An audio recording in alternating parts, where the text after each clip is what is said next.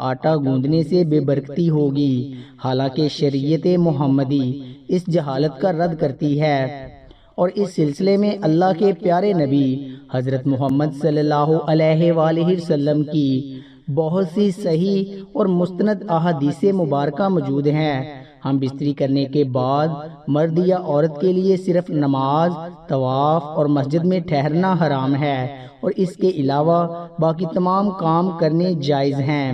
مرد خواتین پر کہیں بھی ایسی کسی پابندی کا ذکر نہیں ہے، بلکہ غسل کرنے سے پہلے بھی جنابت کی حالت میں ہی تمام لوگ عام روٹین کام کاج کر سکتے ہیں۔ روزہ رکھنے کے لیے سحری کھا سکتے ہیں، کھانا تیار کر سکتے ہیں، یا پھر گھر کے دوسرے کام کاج نمٹانے بھی جائز ہیں۔ اور اسی طرح ماں بچوں کو دودھ پلا سکتی ہے، ان کی دیکھ بھال کر سکتی ہے۔ اس کی کئی ایک دلیلیں موجود ہیں۔ حضرت حذیفہ رضی اللہ تعالی عنہ بیان کرتے ہیں کہ نبی اکرم صلی اللہ علیہ وآلہ وسلم ان سے ملے تو آپ صلی اللہ علیہ وآلہ وسلم مصافحہ کے لیے ہاتھ پھیلاتے ہوئے ان کی طرف بڑھے۔ حذیفہ رضی اللہ تعالی عنہ نے کہا، میں جنبی ہوں۔ اس پر آپ صلی اللہ علیہ وآلہ وسلم نے فرمایا، مسلمان نجس نہیں ہوتا۔ اسی طرح بخاری شریف کی حدیث نمبر 283 ہے، جس میں حضرت ابو ہریرہ رضی اللہ تعالی عنہ فرماتے ہیں کہ ایک دفعہ میں حالت جنابت میں ہونے کی وجہ سے حضور صلی اللہ علیہ وآلہ وسلم کے سامنے ہونے کے باوجود بھی ان سے نہ ملا، جس پر حضور اکرم صلی اللہ علیہ وآلہ وسلم نے فرمایا کہ مسلمان ہرگز ناپاک نہیں ہوتا۔ حافظ ابن حجر رحمت اللہ علیہ فتح الباری میں کہتے ہیں، اس حدیث میں اس بات کا جواز پایا جاتا ہے کہ غسل جنابت کو اس کے واجب ہونے کے اول وقت میں تخیر کی جا سکتی ہے، اور اس کا بھی جواز ہے کہ جنبی شخص اپنی ضروریات پوری کر سکتا ہے۔ ام المومنین حضرت عائشہ رضی اللہ تعالی عنہا کہتی ہیں کہ رسول اللہ صلی اللہ علیہ وآلہ وسلم جنبی ہوتے اور پانی چھوئے بغیر سو جاتے، پھر اس کے بعد اٹھتے اور غسل فرماتے۔ کسی نے حضرت عائشہ رضی اللہ تعالی سے سوال کیا، اے عائشہ رضی اللہ تعالی عنہا، حضرت محمد صلی اللہ علیہ وآلہ وسلم ہم بستری کر کے نہا لیا کرتے تھے یا ویسے ہی سو جایا کرتے تھے؟ حضرت عائشہ رضی اللہ تعالی عنہ فرماتی ہیں کہ نبی اکرم صلی اللہ علیہ وآلہ وسلم ہم بستری کر کے ویسے ہی سو جایا کرتے تھے۔ جب مؤذن فجر کی اذان دینے کے لیے آتا تھا تو حضرت محمد صلی اللہ علیہ وآلہ وسلم غسل کر کے جسم کو خشک کیے بغیر ہی مسجد میں تشریف لے جاتے اور نماز فجر کی جماعت کرواتے، اور میں گھر میں آپ صلی اللہ علیہ وآلہ وسلم کی آواز سنتی رہتی تھی۔ پھر آپ صلی اللہ علیہ وآلہ وسلم روزہ رکھ لیتے تھے۔ کسی نے حضرت عامر رضی اللہ تعالی عنہ سے پوچھا، کیا یہ روزوں کے مہینے میں ہی ایسا ہوتا تھا یا عام معمول میں بھی ہوا کرتا تھا؟ تو حضرت عامر رضی اللہ تعالی عنہ نے فرمایا کہ روزوں کے علاوہ بھی ایسا ہوا کرتا تھا۔ حضرت عائشہ رضی اللہ تعالی عنہا سے مروی ہے کہ آپ صلی اللہ علیہ وآلہ وسلم ہم بستری کرنے کے بعد جب جنابت کی حالت میں ہوتے اور سونے کا ارادہ کرتے تو شرمگاہ کو دھو لیتے اور نماز کی طرح وضو کرتے۔ ناظرین گرامی، ہم بستری کے بعد افضل یہی ہے کہ آدمی جلدی غسل کر کے پاک صاف ہو جائے، لیکن اگر نماز کے وقت تک غسل کو مؤخر کر دے تو گناہگار نہیں ہوگا۔ البتہ فجر تک غسل مؤخر کرنے کی صورت میں اگر ہم بستری کے بعد سونا ہو تو بہتر یہ ہے کہ آدمی استنجا اور وضو کر لے، پھر سو جائے اور پھر بیدار ہو کر غسل کر لے۔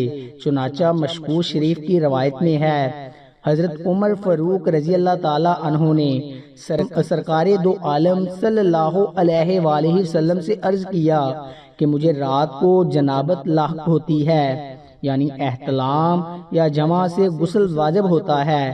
آپ صلی اللہ علیہ وآلہ وسلم نے فرمایا، اسی وقت وضو کر کے وضو کو دھو کر سو جایا کرو۔